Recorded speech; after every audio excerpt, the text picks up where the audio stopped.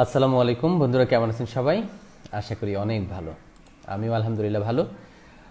আজকে আমরা নতুন একটা বিষয় নিয়ে কথা বলবো। এই বিষয়ের কোনো ভিডিও আমার চ্যানেলে নাই। বিষয়টার নাম হচ্ছে পর্ন মাস্টারবেশন। একদম নতুন একটা কনসেপ্ট, নতুন একটা ভিডিও, বাট আপনাদের কাছে পরিচিত, কারণ আপনারা অভ্যস্ত অনেকেই। পর্ন মাস্টারবেশন, এটা মাস্টারবেশনেরই একটা পদ্ধতি, যেটা হাত দিয়ে না করে উপুর হয়ে বিছানায় ঘষে ঘষে যে মাস্টারবেশন করা হয় বা যে বীর্যপাত করা হয়। উপুর হয়ে বুক পেট সব বিছানার সাথে দিয়ে, তারপর উপুর হয়ে বিছানার সাথে ঘষে ঘষে যে বীর্যস্খলন ঘটানো হয়, বীর্যপাত করা হয়, তাকে আমরা পর্ন মাস্টারবেশন বলতে পারি। এটার আর একটা বিকল্প নাম হচ্ছে টিএমএস, ট্রমাটিক মাস্টারবেটরি সিনড্রোম। টিএমএস নামে অনেকে চেনেন। আমি চিন্তা করলাম যে এ বিষয়ে আমাদের কিছু কথা বলা দরকার, ভিডিও দেয়া দরকার। কারণ হচ্ছে আমার চেম্বারে যে পেশেন্টরা আসে, তারা তো আসলে প্রাণ খুলে সব বলে। তো এক পেশেন্ট বলল যে, ফাইজুল ভাই, আমি মাস্টারবেশন করি না, বাট আমি খুব ভালো আছি, কিন্তু আমার এই সমস্যা কেন হচ্ছে? আমি মাস্টারবেশন করেন না, খুব ভালো। হ্যাঁ, এটা খুব ভালো একটা দিক যে করেন না। তখন উনি বলল যে, দেখেন, আমি এভাবে বিছানায় ঘষে ঘষে বীর্যপাত ঘটাই। তখন আমার মনে হলো যে না, এই প্র্যাকটিসটা আসলে অনেকেই করে। আমার বলা উচিত, জানানো উচিত যে এর কুফলটা কি আসলে। এই বিষয়গুলো নিয়ে, এই টিএমএস বা পর্ন মাস্টারবেশন নিয়ে রিসেন্ট খুব ভালো গবেষণা হচ্ছে। যারা বিভিন্ন ইংলিশ আর্টিকেল যেগুলো আছে, বিদেশি যে আর্টিকেল আছে, এগুলো পড়েন, আপনারা জানেন সেক্স এডুকেশন, সেক্স রিলেটেড যে বাহিরের বিদেশি যে লেখাগুলো আছে, যে গবেষণাগুলো হয়, এগুলো আপনারা যারা পড়েন তারা জানেন যে একদম রিসেন্ট কিছু কথা হচ্ছে এটা নিয়ে। যদি বাংলায় এ বিষয়ে কোনো ভিডিও আছে কিনা জানি না। এর আগে আমার একটা ভিডিও ছিল এ বিষয়ে, যদিও এটা ইউটিউবে না, ফেসবুকে। যা বলছিলাম, আমরা মূল কথায় ফিরে আসি। পর্ন মাস্টারবেশনকে বিজ্ঞানীরা গবেষণা করেছে যে অস্বাভাবিক মাত্রায় নর্মাল যে মাস্টারবেশন, হাত দিয়ে বীর্যপাত ঘটানো, এটা অতিরিক্ত মাত্রায় করলে যে পরিমাণ ক্ষতি হয়, তার চেয়ে পর্ন মাস্টারবেশনের ক্ষতির পরিমাণটা বিজ্ঞানীরা বলছেন 6.6। বুঝতে পারছেন তো? অনেকে মনে করে যে না, এটা ঠিক আছে। কেন এটা বলছে এটা বলি। আর এর কি কুফল? সবচেয়ে বড় কুফল হচ্ছে যে একটা মানুষের যে চরম পুলক, একদম ভালো লাগা, সেক্সুয়াল ইন্টারকোর্সের শেষের যে ভালো লাগাটা, আমরা অর্গাজম বলি যেটাকে, এটা হ্রাস পায়, ভালো লাগাটা থাকে না। এটা হলো একদম প্রথম সমস্যা। 2 নম্বর সমস্যা হচ্ছে তার মধ্যে ন্যাচারাল যে প্রাকৃতিক যে বিষয়টা, নর্মাল হাজব্যান্ড ওয়াইফের মধ্যে যে ফিজিক্যাল রিলেশনটা, এর প্রতি আগ্রহ কমতে থাকে। ফলে তার এই টানটা থাকে না, এবং লিবিডোর লস অফ লিবিডো যেটা আমরা বলি, আগ্রহ হ্রাস পেতে থাকে, কমতে থাকে, যৌন আগ্রহটা তার থাকে না। 2টা গেল না?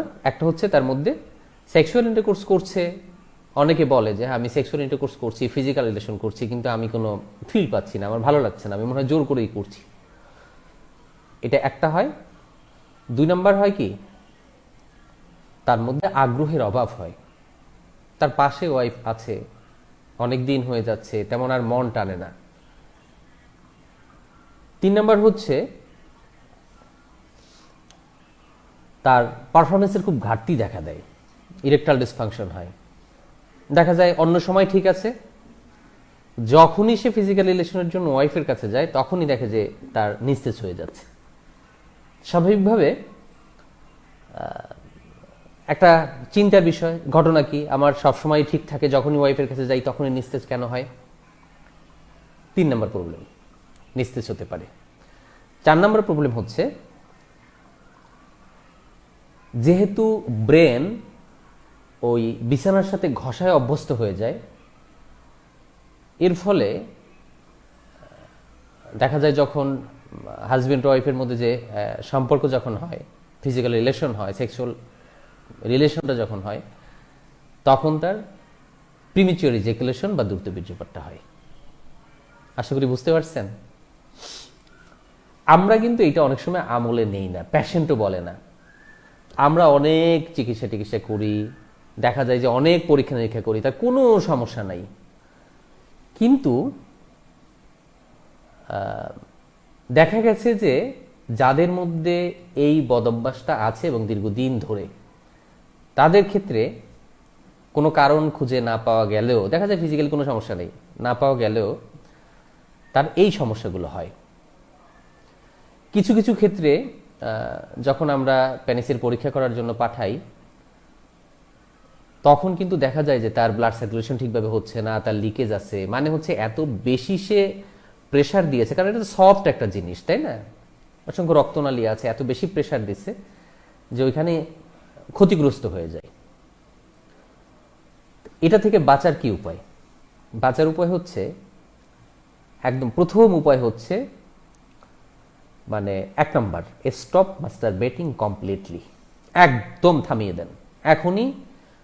ওই যে বদভ্যাসটা আজকে থেকে বাদ, এটা আর করা যাবে না। বিছানার সাথে ঘষে ঘষে যেটা করা হয়, এটা আর করা যাবে না, এটা একদম বাদ। এটা হল প্রথম। 2 নম্বর হচ্ছে, আমাদের দেশে না, আমাদের এটা বাহিরের যে চিকিৎসা পদ্ধতির কথা বলতেছি, আপনারা অন্যভাবে নেবেন না, যেহেতু ধর্মের একটা বিষয়। তখন বিদেশে ডাক্তাররা পরামর্শ দেয় তুমি হাত দিয়ে মাস্টারবেশন করো। কারণ কি? কারণ ওই অভ্যাস থেকে ফিরিয়ে আনার জন্য। যদিও এটা আমরা সমর্থন করি, এটা আমি বলি না আপনারা এটা করবেন না, কারণ ধর্ম নিষেধ করে। আগে আমাদের কাছে কি ধর্ম? আমরা কি করতে পারি? আমরা এটা করতে পারি যে আমরা বিয়ের পরামর্শ দিতে পারি তাকে। যদিও প্রথম অবস্থায় সমস্যা হলেও এটা আস্তে আস্তে ঠিক হয়ে যাবে, এবং কারণ কি, তার প্র্যাকটিসটা, আলাদা পজিশনের প্র্যাকটিসটা অব্যাহত রাখতে পারবে সে। তখন দেখা যায় যে এর বিভিন্ন ধরনের আলাদা আলাদা পজিশন ইউজ করতে বলা হয়। এটা গেল হচ্ছে প্রাথমিক পরামর্শ, মানে একদম মানে প্রথম পরামর্শ, যে আপনি বাদ দিয়ে দিন। তারপরে হচ্ছে আপনি যে কাজটা করছেন এটা ভিন্ন পজিশনে অল্প অল্প করে সহনীয় মাত্রায় করেন। এটা হচ্ছে বাহিরের যারা চিকিৎসা ট্রিটমেন্ট প্ল্যান করছে, তাদের চিকিৎসা পরিকল্পনা করছে তাদের কথা। এর সাথে আমার পরামর্শ হচ্ছে 4টা নিয়ম মানবেন। নাম্বার 1, একদম তো বাদ দিতেই হবে। হ্যাঁ, নাম্বার 1, আপনার জন্য সুষম পুষ্টিকর খাবার, ব্যালেন্স ডায়েট। আপনার ওজন কতটুকু, আপনার বয়স কত, এটা নিয়ে একটু গুগলে সার্চ দেন। আপনার জন্য কোন খাবার কতটুকু দরকার আপনি নিজে নিজে বের করতে পারবেন, সমস্যা নাই। আমরা তো এখন সবাই মোটামুটি বুঝি, তাই না? 2 নম্বর হচ্ছে ঘুম, কমপক্ষে 7 ঘন্টা, 6 থেকে 7 ঘন্টা ঘুম, রেস্ট। 3 নম্বর হচ্ছে টেনশন মুক্ত থাকা। এটা একদম মানে সেক্স রিলেটেড বিষয়টা মাথা থেকে দূর করে ফেলানো। আমার ভিডিও শুনছেন, আপনার মধ্যে যেন নেতিবাচক প্রভাব না আসে। ফাইজুল ভাই বলছে এটা করলে এই রোগ হয়, আমার তো এইটা হয়ে যাবে, আমার মনে হয়ে গেছে কিনা টেস্ট করি। সাবধান, আপনার যে হবে বিষয়টা এরকম না। আপনি যাতে সচেতন হন, এই জন্যই এই ভিডিওটা, আপনাকে ভয় দেখানোর জন্য না। তাহলে 3 নম্বর কি? টেনশন মুক্ত থাকা সব বিষয়ে। আমাদের কত টেনশন। হ্যাঁ, আমার পেশেন্টকে সবসময় বলি টেনশন ফ্রি থাকেন। আমাদের শারীরিক, মানসিক, পারিবারিক, সামাজিক, আর্থিক, রাজনৈতিক, কেরিয়ার নিয়ে অনেক টেনশনে আমরা ভুগি। টেনশন মুক্ত থাকা। আর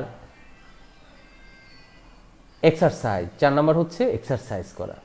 প্রতিদিন আধা ঘন্টা করে কমপক্ষে দৌড়াবেন, খেলবেন, যা করেন না কেন এক্সারসাইজ। এক্সারসাইজ মানে জিমে যেতে হবে সেটা এরকম না, ফ্রি হ্যান্ড এক্সারসাইজ। আমরা জগিংটাকে খুব ভালো বলি।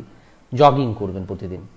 যদি প্রথম দিন আধা ঘন্টা দৌড়াইতে কষ্ট হয়, তাহলে কি করবেন, প্রথম 10 দিন 10 মিনিট দৌড়ান, তারপরের 10 দিন 20 মিনিট, তারপরের 10 দিন 30 মিনিট, এরকম ঠিক 15 মিনিট দৌড়ে যাবেন, 15 মিনিট আসবেন। 1 মাস পরে যদি দেখেন যে হ্যাঁ আপনার মধ্যে কোনো সিমটম নাই, আলহামদুলিল্লাহ। যদি দেখেন যে না আপনার উত্থানে সমস্যা হচ্ছে, আদার্স কোনো সমস্যা হচ্ছে, অবশ্যই একজন চিকিৎসকের কাছে যাবেন। এখানে নর্মালি 3 ধরনের বিষয় মাথায় রাখতে হয়। একটা হচ্ছে ডায়াগনোসিস, কিছু টেস্ট দিতে হয় যে কোনো প্রবলেম হয়েছে কিনা, আরও কিছু টেস্ট দিতে হয়। 2 নম্বর হচ্ছে এখানে কিছু মেডিসিন দিতে হয়। প্রয়োজনে অবস্থা অনুযায়ী পেশেন্টের, হ্যাঁ, সবার জন্য এক মেডিসিন না, এক এক পেশেন্টের এক এক রকম অবস্থা অনুযায়ী। 3 নম্বরে হচ্ছে এখানে পেশেন্টের কিছু কাউন্সিলিংয়ের বিষয় থাকে, হ্যাঁ, তাকে বোঝানোর বিষয় থাকে, বিভিন্ন বিষয়ে জানানোর বিষয় থাকে, সঠিক তথ্য দেওয়ার বিষয় থাকে। এই জন্য যদি দেখেন 1-1.5 মাসের মধ্যে আপনি ঠিক হয়ে গেছেন, আলহামদুলিল্লাহ। যদি না হয় আপনার বাসার পাশের যে কোনো একজন অভিজ্ঞ, যিনি এই বিষয়গুলো জানে, এমন একজন চিকিৎসককে দেখান। অনেক ভালোবাসা বন্ধুরা, হ্যাঁ, বেশ অনেকক্ষণ আমার সাথে ছিলেন আপনারা। আশা করি আমাদের চ্যানেলের সাথে থাকবেন। আমরা এখন কিন্তু চেষ্টা করছি নতুন নতুন ভিডিও দেওয়ার জন্য। যদিও আমার ভিডিও এখন এডিট ছাড়া হচ্ছে, আমি ডাইরেক্ট কথা বলছি, রেকর্ড হচ্ছে, দিয়ে দিচ্ছি, হ্যাঁ, কোনো এডিট নাই। আমি এডিট পারি না। কয়েকদিন লাইভে গেছিলাম, কিন্তু ওইটাও ঝামেলা হচ্ছে, নেটে ঝামেলা করে। এখন রেকর্ড করে দিয়ে দিচ্ছি। তো সাথে থাকবেন। এতক্ষণ যারা ছিলেন আবারও ধন্যবাদ। আল্লাহ হাফেজ।